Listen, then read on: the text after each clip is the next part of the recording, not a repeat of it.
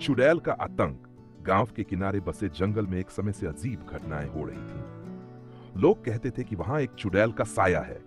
रात में जाने वाले लोग या तो वापस नहीं लौटते थे या लौटते भी थे तो उनकी हालत ऐसी होती कि कुछ कहने की स्थिति में नहीं होते। इस डर से गांव वाले सूरज ढलने के बाद घरों में दुबक जाते। गांव के बुजुर्गों का कहना था कि वर्षों पहले इसी जंगल में एक औरत को निर्दयता से जला दिया गया था। उस औरत पर काला जादू करने का आरोप लगाया गया था। वह औरत गांव के लोगों से भीख मांगती रही कि वह निर्दोष है, पर किसी ने उसकी बात नहीं सुनी। जलते हुए उसने शाप दिया था कि वह हर उस इंसान से बदला लेगी जिसने उसे सताया। अब इतने सालों बाद वह शाप जैसे सच हो गया था। चुड़ैल के आतंक ने पूरे गांव को जकड़ लिया था। भय का माहौल, गांव का हर व्यक्ति डरा हुआ था। शाम होते ही सन्नाटा छा जाता। बच्चों को जंगल के पास जाने से सख्त मना किया गया था। गांव के प्रधान हरिराम ने गांव के लोगों को शांत करने के लिए कई पूजा पाठ करवाए, लेकिन कोई फायदा नहीं हुआ। एक दिन रामू, जो एक नौजवान और साहसी लड़का, प्रधान से कहता है, यह सब अंधविश्वास है, मैं उस जंगल में जाकर सच का पता लगाऊंगा। प्रधान ने उसे समझाने की कोशिश की, रामू, यह मजाक नहीं है। अब तक कई लोग उस जंगल में गए और वापस नहीं लौटे। लेकिन रामू नहीं माना। वह अपनी तलवार और मशाल लेकर रात को जंगल की ओर निकल पड़ा। जंगल का रहस्य। जंगल में अजीब सी नीरवता थी। पत्तों की सरसराहट और कहीं दूर से उल्लू की आवाज, सब कुछ डरावना लग रहा था। रामू का साहस भी थोड़ा डगमगा रहा था, लेकिन उसने खुद को मजबूत रखा। चलते चलते उसने एक पुरानी टूटी फूटी झोपड़ी देखी। झोपड़ी के पास ही एक सूखा हुआ कुआं था। रामू ने झोपड़ी के अंदर जाने की सोची। जैसे ही उसने झोपड़ी का दरवाजा खोला, ठंडी हवा का झोंका आया और मशाल की लौ कम हो गई। अंदर अंधेरा था, लेकिन रामू ने मशाल की रोशनी में देखा कि दीवारों पर अजीब अजीब चिन्ह बने हुए थे। वह अभी ये सब देख ही रहा था कि उसे लगा कि कोई उसके पीछे खड़ा है। उसने पलटकर देखा, लेकिन वहां कोई नहीं था। अचानक झोपड़ी के अंदर की हवा भारी हो गई। रामू को लगा कि जैसे किसी ने उसकी गर्दन पर ठंडे हाथ रख दिए हों। वह डरकर पीछे हट गया। तभी एक कर्कश आवाज आई, तुम यहां क्यों आए हो? रामू ने डरते हुए पूछा, तुम कौन हो? उस आवाज ने उत्तर दिया, मैं वही हूं जिसे इस गांव ने मारा। मैं वही हूं जिसने सबको शाप दिया। अब तुम भी नहीं बचोगे।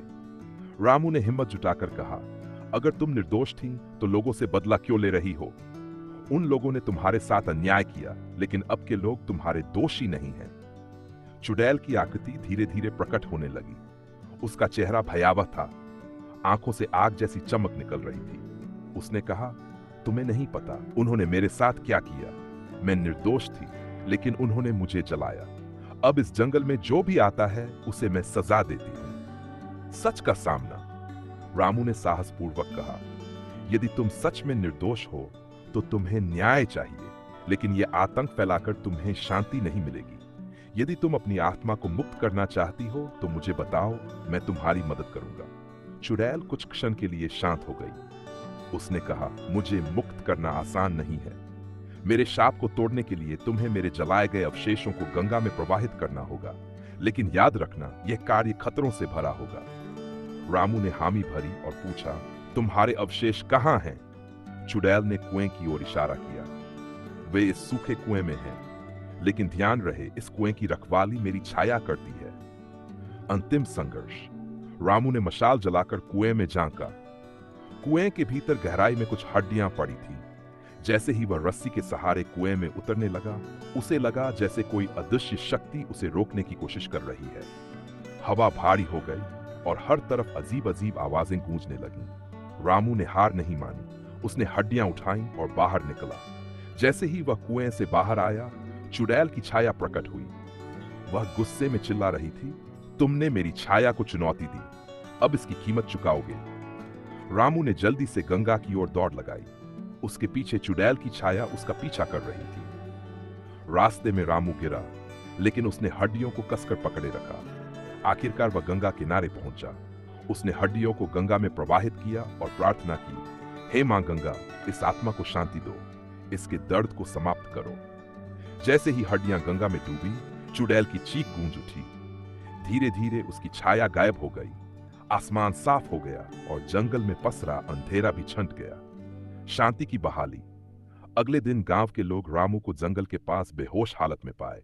जब वह होश में आया तो उसने पूरी कहानी सुनाई। चुड़ैल के आतंक का अंत हो चुका था। गांव के लोग रामू की बहादुरी की प्रशंसा करने लगे। गांव में अब शांति थी और लोग बिना डर के जीने लगे। रामू का नाम सभी की जुबान पर था। वह कहानी पूरे इलाके में फैल गई और रामू एक नायक के रूप में याद किया गया। इस घटना ने सभी को यह सीख दी कि डर से लड़कर ही सच्चाई और शांति पाई जा सकती है।